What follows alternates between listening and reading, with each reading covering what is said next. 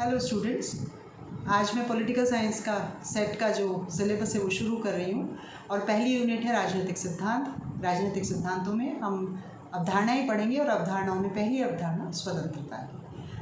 पर उससे पहले हमें ये जान लेना चाहिए कि अवधारणा या कॉन्सेप्ट या थ्योरी हम किसको कहते हैं। अवधारणाएं अमूर्त और सार्वभौमिक विचारों का एक समूह है। अमूर्त अर्थात जो दिख नहीं रहा है, और सार्वभौमिक अर्थात किसी भी या किन्हीं देश, काल, समय, परिस्थिति सब जगह जो पाई जाए वो सामान्य नियमों से मिलके एक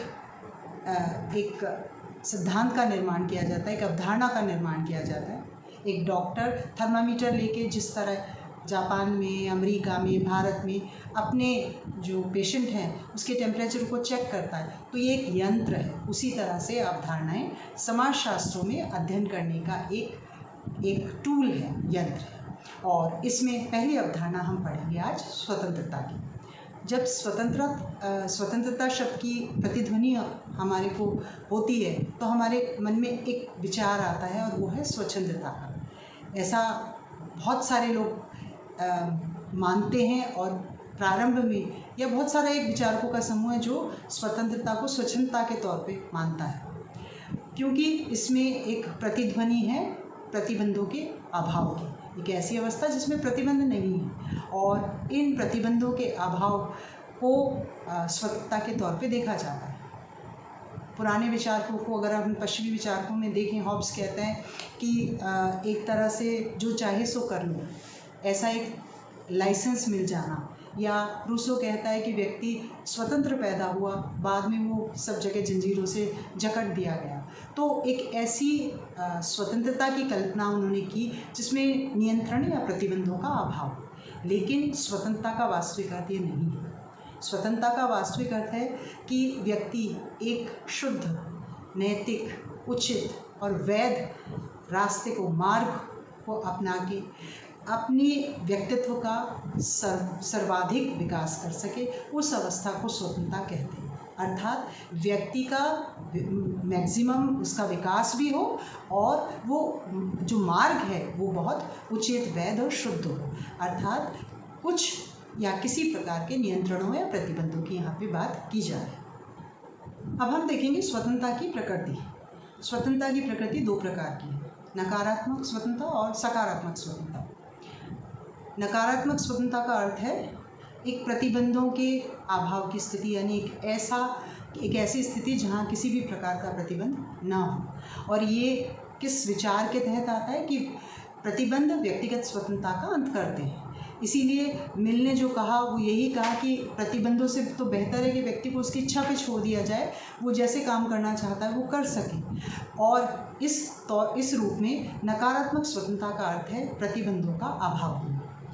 मिल ने ही व्यक्ति के दो कार्यों की चर्चा की है, स्वयं से रिलेटेड, स्वयं से संबंधित कार्य और पर से संबंधित कार्य। स्वयं से संबंधित कार्यों का तात्पर्य वे सभी काम जो किसी व्यक्ति विशेष से संबंध रखते हैं। और इन सभी कामों में आप क्या फिल्म देखना चाहते हैं, आप कैसा खाना खाना चाहते हैं, आपको क्या शौक़ है, आप कैसा गाना सुनना चाहते हैं, आप किस तरह से पूजा या किसकी आराधना करना चाहते हैं, ये सब व्यक्तिगत मामला है। और इसीलिए उन्होंने इसको स्वयं से संबंधित कार्य कहा और इसी को उन्होंने नकारात्मक स्वतंत्रता के तौर पे परिभाषित किया कि इन सभी चीज़ों पे जो व्यक्ति से संबंधित काम है उन पे किसी भी प्रकार का नियंत्रण नहीं होना चाहिए। दूसरे काम हैं जो पर से संबंधित हैं, अर्थात जिन कामों को करने से किसी दूसरे की स्वतंत्रता बाधित हो सकती है, उन कार्यों के ऊपर प्रतिबंध को मिल ने स्वीकार किया है। तो जो नकारात्मक स्वतंत्रता का समर्थन करने वाले हैं उसमें हम जेम्स मिल की बात करते हैं, हम उसके अंदर हॉब्स, रूसो, बर्लिन की बात करते हैं, हम हायक की बात करते हैं, मिल्टन फ्रीडमैन की बात करते हैं, एडम स्मिथ की बात करते हैं और रॉबर्ट नॉजिक की बात करते हैं। दूसरी स्वतंत्रता, जो नकारात्मक स्वतंत्रता को पसंद करने वाले हैं, ऐसे ही बहुत सारे लोग हैं जो इस विचार का समर्थन नहीं करते और उन सब का मानना है कि समाज में हर तरह के लोग होते हैं। कुछ शक्ति संपन्न हैं, कुछ शक्ति संपन्न नहीं हैं, कुछ धनवान हैं, कुछ निर्धन हैं, कुछ बीमार हैं, कुछ बड़े हैं। तो हर तरह के जो समाज में लोग आते हुए रहते हैं, ऐसे समाज में अगर सबको अपनी अपनी व्यक्तिगत स्वतंत्रता को अवेल करने का मौका दिया जाएगा तो इससे बहुत सारे लोगों की स्वतंत्रता का हनन होगा। इसलिए समाज की व्यवस्था को बनाए रखने के लिए और सबके हित को साधने के लिए व्यक्ति की स्वतंत्रता पे प्रतिबंध आवश्यक है। इसलिए सकारात्मक स्वतंत्रता का विचार प्रतिबंधों का समर्थन करता है। उनका मानना है कि ये इसलिए आवश्यक है कि हर तरह के लोग समाज में रहते हैं और उनकी स्वतंत्रता सुनिश्चित हो सके, इसलिए कुछ नियम, कानून, कायदे समाज में होने चाहिए। इस विचार का सबसे अधिक समर्थन किया टी.एच. ग्रीन ने। इसके अलावा लियो स्ट्रॉस ने भी इस विचार को समर्थन दिया। रूसो, हीगल, कांट और लास्की ने भी इस विचार का समर्थन किया है। इस स्वतंत्रता को हम सकारात्मक स्वतंत्रता, पॉजिटिव और सब्सटेंटिव लिबर्टी भी कहते हैं। आधुनिक समय में दो विचारकों ने भी स्वतंत्रता का अपना अपना जो वर्गीकरण है वो प्रस्तुत किया है और इसमें एक है आइजिया बर्लिन और दूसरे हैं चार्ल्स टेलर। आइजिया बर्लिन ने स्वतंत्रता के विचार को प्रस्तुत किया था ऑक्सफोर्ड विश्वविद्यालय के अपने चर्चित भाषण टू कॉन्सेप्ट्स ऑफ लिबर्टी में। और उन्होंने यहाँ पर स्वतंत्रता, नकारात्मक स्वतंत्रता और सकारात्मक स्वतंत्रता दोनों के बारे में कहा। उनका मानना था कि नकारात्मक स्वतंत्रता का अर्थ है व्यक्ति को अपने विवेक के अनुसार कार्य करने से रोका ना जाए और सकारात्मक स्वतंत्रता का अर्थ है कि व्यक्ति अपने ऊपर, उसके ऊपर एक नियंत्रण होना चाहिए और व्यक्ति कितना अधिक स्वतंत्रता का उपयोग कर सकता है ये उसकी क्षमता और उसकी साधनों पर निर्भर होना चाहिए।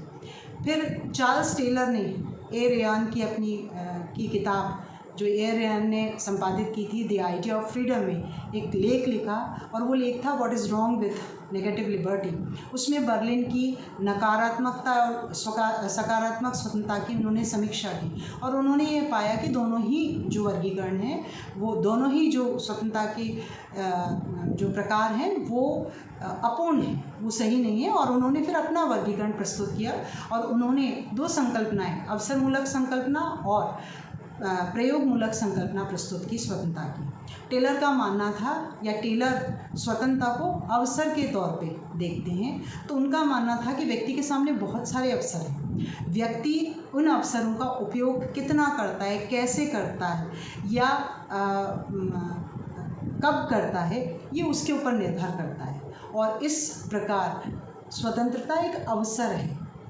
दूसरी चीज़ जो उन्होंने मानी कि स्वतंत्रता की जो प्रयोगमूलक संकल्पना है उसमें वो कहते हैं कि इसका संबंध हमारे आत्म साक्षात्कार यानी सेल्फ रियलाइजेशन, हमारी आत्म ज्ञान जिसको हम सेल्फ अंडरस्टैंडिंग कहते हैं, और सेल्फ डायरेक्शन, आत्म निर्देशन, इन पर निर्भर करता है। हमको सेल्फ रियलाइजेशन कितना है और हम उस सेल्फ रियलाइजेशन से अपने जीवन को कैसी दिशा देते हैं, तो हम तभी तक स्वतंत्र हैं जब तक हम अपनी क्षमताओं का पूर्ण प्रयोग करते हैं। तो जो अवसरमूलक स्वतंत्रता है वो नकारात्मक स्वतंत्रता के नज़दीक है, जो प्रयोगमूलक जो संकल्पना है वो सकारात्मक स्वतंत्रता के नज़दीक है।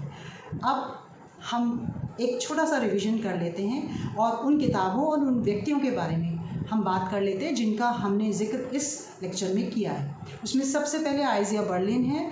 आइजिया ने अपनी जो दो अवधारणाएं नकारात्मक और सकारात्मक की, वो ऑक्सफोर्ड विश्वविद्यालय के अपने बहुत ही चर्चित भाषण टू कॉन्सेप्ट ऑफ लिबर्टी में व्यक्त की थी। दूसरी चीज़ चार्ल्स टेलर ने अपने विचार ए रेयान की किताब द आइडिया ऑफ फ्रीडम जो कि 1979 में आई, उसमें अपने चर्चित लेख उनका था what is wrong with negative liberty में प्रस्तुत किया।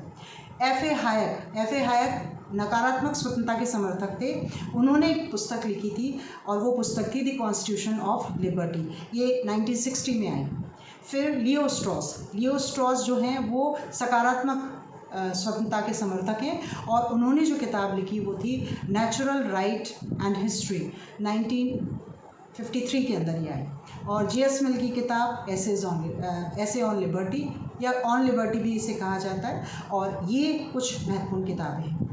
मैं आपको पहले भी कह चुकी हूँ, आप किस प्रकार से मेरे लेक्चर्स चाहते हैं इसका सजेशन आप कमेंट बॉक्स में दे सकते हैं। आप अपने दोस्त जो कि सेट की तैयारी कर रहे हैं उनके साथ मेरे चैनल को सब्सक्राइब करने के लिए शेयर करें और ज़्यादा से ज़्यादा मेरे चैनल को सब्सक्राइब करें। Thank you very much.